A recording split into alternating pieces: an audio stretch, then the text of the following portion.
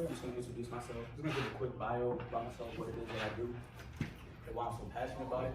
So my name is Steven Suma, 25 years old. I was originally born in Providence, Rhode Island. It's one of the small states in the country. Graduated high school about 2012. Shortly after I graduated high school, joined the military. Joined the Army when I was 18 years old. I was a military police officer for about 3 years. Shortly after, I moved down to Florida. Started my life down here in Florida, and it was definitely a brutal start. But just stayed the course and stayed the vision, and just continued to just pour into the next generation. So a little about me and what I do. I'm a founder and CEO of my clothing line. It's called Driven for Greatness Apparel. So it's all to inspire the next generation to be able to maximize your potential and never give up on what it is, whatever your vision is, or whatever it is that you want to do in this world. Right? There's many adversity throughout my entire life. It hasn't been easy to start, but at the end of the day, it's like you go through pain just to grow through it. Don't ask why me, just try me. That's it. Also, I'm a real estate investor. I purchased my first home and investment property when I was 23 years old. I was also one of the co-founders of one of the first Black-owned real estate crowdfunds in the history of America, called the Tulsa Real Estate Fund. One of my more prouder moments. But I say all that to say, all the decisions and actions that I make was just basically off the consistency and discipline that I was able to maintain through my younger years, and just stay the course and not get sidetracked by any distractions or things that will take me off my course and my vision. So there's certain things that we're going to talk about today. As far as finances go, this information is very important. I just want to make sure that you guys fully understand it. I'm going to go nice and slow. We're going to do a Q&A at the end. We'll probably spend like 10-15 minutes doing a Q&A at the end. And basically today, what we're going to talk about is going to be what is credit, what exactly is credit, why is it important, what's a FICO score. We're going to go over the 3 major credit bureaus. So where creditors are people that they lend money to you, where do they report your scores to. And I'm going to walk you guys through step by step on how to purchase your first home. All practical action steps that you guys are going to be able to do by the time you're my age or even younger. You guys might be able to beat me. If I had this information when I was younger, it'd be a whole different story. All right. So again, the first thing that I want to talk about. So what is credit? So just somebody raise their hand and just give me a definition of what you think credit is. Anybody? Yeah, bro. Being able to like what people, it's like basically a resume on how good you can handle your finances. Yeah, pretty close. That's pretty accurate. Anybody else want to chime in? All right, so essentially what King said, all credit is the ability to make payments over time, on time, every month, month after month. And I'm going to break down the key components of what make up your actual credit score and what make up your credit profile. All right, so what I'm going to start with is how credit is ranged and what the different scores are. So credit, most people that, once they graduate high school, typically they don't have credit. But once you start off, credit ranges can range anywhere from 350 to 850. 350 being the lowest, 850 being the highest. Typically about the national average is about 680. All right, but what I want you guys to strive for is to be above 700. That way you guys can be able to get the cheapest money that's out there, pretty much. You can get charged a lower interest rate. I'll go ahead and dive into what the interest rate is later on in our course. All right. And again, all it is just an algorithm of how responsible you are, how you maintain your finances. And then the 3 major credit bureaus. So basically, whenever you take out a loan or whenever you take out a form of credit of any kind, there's 3 major credit bureaus that these institutions or banks that they report to every single month to maintain your credit score. So these 3 credit bureaus are going to be TransUnion, Equifax, and Experian. Okay. Now with your credit, with the 3 different bureaus, essentially what banks typically look at is what's called your FICO score. All FICO score is just your middle score. That's more so the important score model that they use to be able to calculate if you're worth lending money to or how much they want to charge you to borrow money from them. Okay, and all FICO stands for is just Fair, Isaac, and Company. That's all it stands for. Just a fancy term that people utilize for a scoring model to go over here to see how credible you are. Now to get your FICO score, all it is your middle score.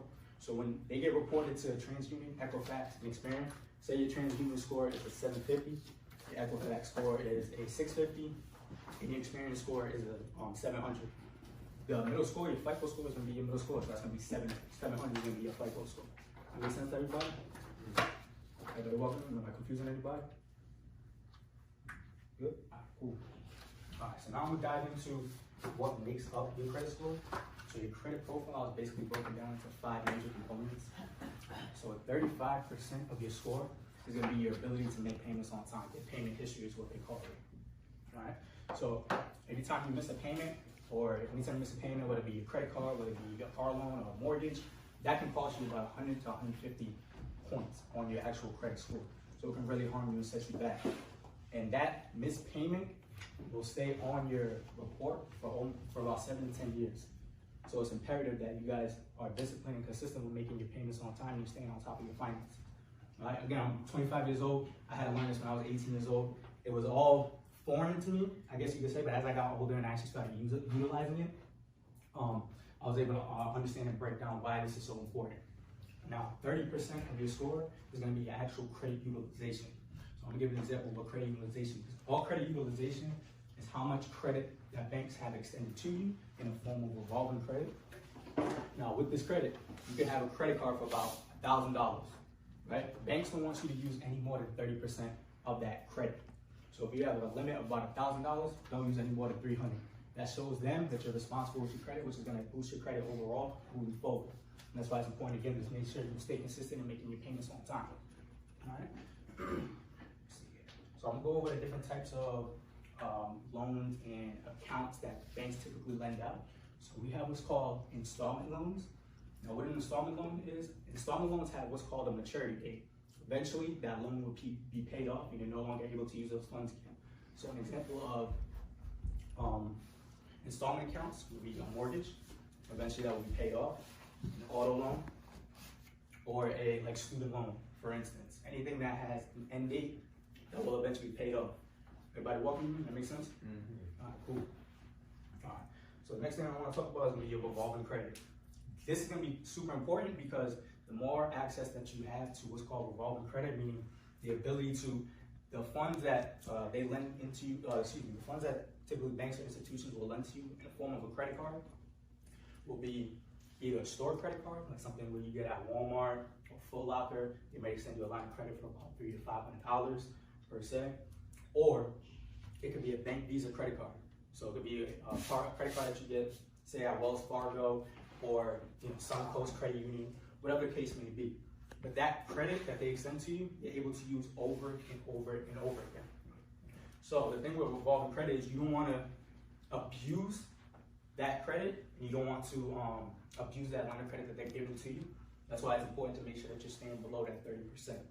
And every 6 months, you're able to ask the bank, if you have a $1,000 credit limit, 6 months later, if you're on time with your payments and you're taking care of your credit, you're able to ask what's called a credit limit increase. So you can ask the bank, hey, I've been maintaining my payments on time. I have a $1,000 credit limit. I want you to raise it to about $2,000, right? So instead of now having $1,000 and your limit is $300, if you go up to $2,000, now your new limit is going to be what, $500–600? Be 30% of your score. So now you have access, more access to capital and money that you're able to use without necessarily harming your score. That makes sense to everybody? Cool. All right. Let's credit utilization. Perfect. Now what makes up about 15% of your score is going to be the age of your credit history. This is important. That's why it's important to start as young as you can. You can have established credit at 13 years old. If your parents are responsible, if you have guardians or people that are close to you that are responsible with their credit, they can do what's called an authorized user and add you as a user to your credit card. So you're able to adopt their payment history and their what's called trade lines, the amount of credit that they're able to lend to you. Okay? You're not able to tap into it, but it's going to help build and strengthen your overall credit score and your credit profile. Okay? Everybody welcome? Anything that's confusing at the moment? Okay, cool. So the earlier you start, the stronger your credit profile will be in the future. That's why time is the most valuable asset. Time is always going to be on your side. That's why you guys are so young. So the sooner that you guys are able to start, the better it is for you, okay? All right. Now, what makes up another 10% of your score is called a mix of credit. So typically banks want to see that you're responsible in dealing with different forms of credit. So that can be in the form of an auto loan. You go to the bank and you get a car. Right? Bank will typically lend you a car, money for a car, maybe up to $15,000–$20,000, just depending on your credit score. Once that score is paid off, once that credit is paid off, that's one form of credit. So you also have what's called, you have your credit cards, you have your mortgages, you have your student loans. So all these are just different forms of credit. And again, that's why it's important. You got to make sure anytime you take out money from a bank or anytime you borrow money from anybody, the most important thing to do is just making sure that you pay everything off on time. All right. And what makes up the last 10% of your score is going to be new credit. So anytime you apply for any type of loan from an institution, typically that'll put a ding on your credit score. Like anytime if you apply for an auto loan or a mortgage, it's going to put what's called a hard inquiry on your credit report. So that's makes up about 10% of your score. Now it can be used in your favor, and it can be offsetted by having lines of credit extended to you. So again, if you apply for a credit card, whatever the case may be, you just increase your total credit limit. So you might have started at 1,000, now you're at 3,000. So what that did was help you out, and it shows the banks that, again, that you're more responsible with the money that they're lending to you. Okay, so anytime you apply for any type of credit, they're gonna pull your credit, and it's called hard inquiry. All right, that makes sense to everybody? Cool. All right. So now, that's essentially what makes up your credit profile and what makes up your overall credit score. So now I'm gonna walk you guys through step by step on how to purchase your first home. Okay, and again, anytime you make a purchase on your first home, typically the banks wanna see that you have at least a 580 credit score. FICO score, so your middle score has to be at least a 580. All right? And now when you purchase your first home, step number one is going to begin what's called a pre-qualification letter. So when I went for my first home, the first thing that my real estate agent wanted me to do was get what's called a pre-qualification letter. And all that is just letting the bank know, like, hey, I make $30,000 a year. Typically the banks will lend up to 5 times the amount of what you make annually. So if you're making $30,000 a year, the banks will lend you up to $150,000 depending on the strength of your credit profile. Okay, that makes sense, everybody? Cool. Excuse me. All right, so once you get your pre-qualification letter, you're gonna take that and you're gonna find what's called a real estate agent, a licensed real estate agent. And what they're gonna do is be able to help you find the right property that's within your budget and make sure that the property that you have is move-in ready. It's called move-in ready, meaning that there's no major damages, there's no issues, there's no anything that needs to be done prior to you moving into the property, but that's going to cost you potentially your life, or if there's something life-threatening about the property. They're going to make sure the property's sound, they're going to make sure that it's livable and it's up to date. So the things to look for when you're looking for your first property, and your licensed real estate agent will walk you through it. First thing you want to look for is how old or how new is the roof. So typically a roof will last you about 20 to 30 years on average. So you don't want to get a property where the roof has been replaced about 17 years ago, whatever the case is, because that can cost you up to $10,000 if not more. That's one of the most expensive repairs or renovations that you make on your property. Okay? And another important thing that you want to look for is location. Where is this property located? Okay? Because if you're able to buy in a property where the community is going to be building in the future, or they're having new developments, they're adding new grocery stores, what's that going to do is going to increase the value of your property for while you're living in it. Okay? And other things to look out for when you're purchasing your first property, you want to make sure that the AC unit is in check, no more than 6-7 years old. Typically, AC units got to be replaced about every 6-7 years, and that typically will cost you about $2,000 and up.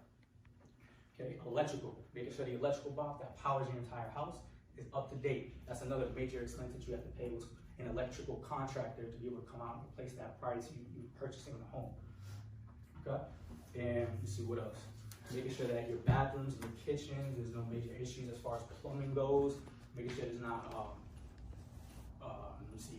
making sure there's no holes in the tub or anything like that. Making sure that your kitchen is up to date. Making sure that the property is essentially livable. Okay, so once you find the property that you're looking for, the next thing you're gonna do is get what's called a pre-approval letter. Now, with your pre-qualification letter, all you did is just let the bank know, hey, I make this amount, I make $30,000 a year. So the next step is be able to verify that you're actually making that $30,000 a year. Okay? So typically the banks want to see you have, go ahead. So you get a grant or a loan from the bank? It could be a loan. So you gotta pay it back, right? Of course, you gotta pay it back. It's a mortgage, that's something you gotta pay back every single month. That's why it's important to make sure. Oh, so that's what a mortgage is? Correct. Okay. So you get a The loan. bank already own it, right? Correct. The bank owns it, but the deed is in your name. Oh, so that's how when they say like your house got bankrupt? Like, Now when your house gets foreclosed on. So if you fail to pay after a certain amount of time, the bank will do what's called a foreclosure. So they'll essentially seize the property from you, boot you out, and put the property back in their name. That makes sense? yeah. So essentially once you purchase the property, they're gonna transfer the title to your name. So you are the owner of that property. The bank has what's called a lien on it in case anything were to happen. If you don't make your payments on time, that's when they'll go ahead and take next measures and foreclose the property. Everybody welcome with me? Yeah. Cool.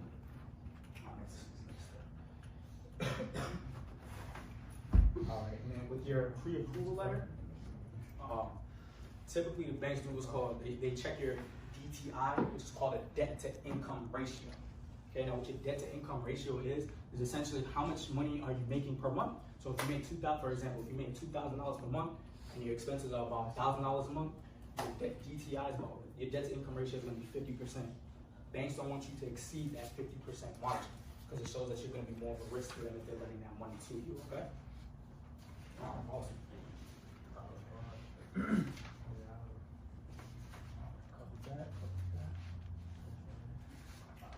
So once you have your pre-approval letter set, you're gonna do what's called give the bank what's called an earnest money deposit. All this is basically a deposit to be able to secure the contract on the property. So essentially, once you're in the middle of closing and in the stages of owning that property, nobody can come out and purchase the property from under you or take it from you. Typically, an earnest money deposit, they call it EMD, would typically be about $1,000 to put down on a property. And once you get that completed, then you're gonna move on to the next phase of what's called getting an inspector to inspect the property. What the inspector does is gonna basically go through the property as thorough as possible to make sure there's no major damages. Similar to what your real estate agent will do, except he's doing a much more in-depth job. He's making sure that there's no mold in the property, he's making sure there's no leaks, he's making sure there's no plumbing issues, anything of that nature. He's gonna make sure that everything is up to speed and sound. And he's gonna give you an inspection report. You're gonna take that letter with you once you go to closing, okay? And then following that, you're gonna get what's called an appraisal. So an appraiser is somebody that comes out and basically compares the value of your home to see how much your home is actually worth. In the process of them doing that, essentially the formula for finding the value of your property, they're gonna take the last 4 properties that sold within the last 6 months, and then they're gonna do what's called like or comparable homes. So homes that are similar to the ones that you're purchasing. So if you have a house, it's about 1,000 square feet, 2 bedroom, 2 bathroom, for example, it's got a garage, they're gonna look for properties that were sold within a mile of the property that you purchased within the last 6 months. And what they're gonna do is gonna add up the average, they're gonna add up all of the properties that were sold, divided by 4, and that's how you're gonna get the value of your property. Does that make sense, everybody? Mm-hmm. Okay, cool. All right. Now, different type of mortgages that you guys can look for. As a first-time home buyer, there's many programs out there that you guys can take advantage of, that you guys are able to take advantage of, and that's gonna be, one of them is gonna be called FHA Financing, Federal Housing Administration. And what they basically do is give you up to 96.5% of the value of the property, or how much you're purchasing the property for. So if you're purchasing the property for $100,000, you only have to come out of your down payment, $3,500 is what you need to put down on the property. Okay? Cool. Let's see. What else I need to cover? All right. Another form of first-time homebuyer programs would be a conventional loan. And typically, a down payment on a conventional loan would be about 3 to 5%. 5% put down. But then on a $100,000 property, would be about $3,000 to $5,000 to be able to put down. And if you qualify, banks will help you get what's called down payment assistance programs. So they will cover the amount that you need to put down on your property and the amount that it's going to cost to be able to close on the property. So they can provide you up to $15,000, which is what they did for my property when I first purchased it. They provided me a $15,000 grant. That's something that I don't have to pay back. As long as I'm maintaining the payments on the property, after 5 years, 20% is forgiven every year, so $3,000 is going to be dropped every single year, and essentially they will provide you that down payment. Depending on how much you make in a year, it's going to take you that much longer to be able to get you the funding to be able to purchase your first property. It's not a lot. It's possible to make it happen. Don't get it wrong, but it's better to be able to utilize the bank's money so that way you can keep your own money. So that way all your money that you pay, if you got $100,000 cash, I don't want to use my money. I'd rather use the bank's money. That way, if anything, God forbid, anything would have happened, I still have my $100,000 to make my next move. Okay. That makes sense? So when you take out a loan to buy on a house, so you gotta make payments on buying the house and paying off the loan at the same time? Just paying off the loan. That's it. So unless you have to make a down payment like I was saying, the 3.5% down or whatever the case may be, then at that point you do have to put a chunk of change down, Yeah. which would be that 3,500 depending on what the value of the property is or how much you're purchasing for. Make sense? Cool. Go ahead, Kim. When you get a loan, does that affect your credit, like just getting a loan? Yeah, good question. So it is going to affect your credit. So again, anytime they pull your credit, it's gonna cause an inquiry on your credit report, which is about 10% of your score. And then on top of it, it's going to increase your debt to income ratio, so that 50% that I was telling you guys about, that you guys don't want to exceed. Once you get the home, it will exceed that amount, but you already did your due diligence to make sure you got, make sure you got it for the property. Answer your question? Cool. Anybody else? Yes. So you're saying like if you like you said when you like get a loan to buy your house and everything, you pay the mortgage and everything. Like what if you move and you buy another house? You still gotta pay the mortgage on the house. Yes, so you have that was a great question by the way. So you have an option, right? So once you, if you were to buy another property, no, hold on, answer this question real quick, I got you.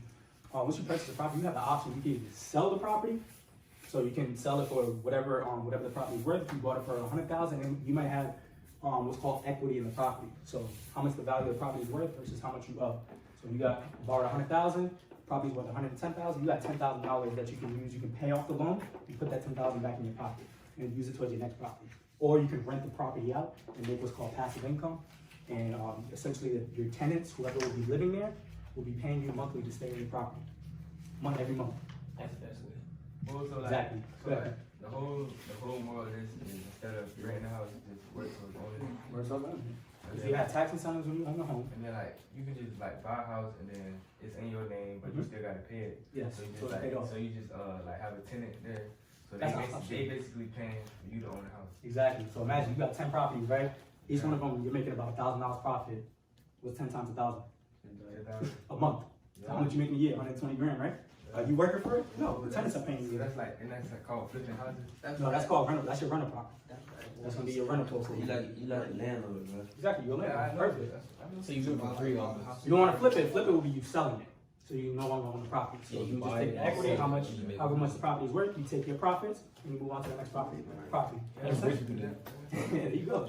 Yeah, That's really smart. You buy like 10 houses. Alright, so do you gotta pay for your real estate or they just help you?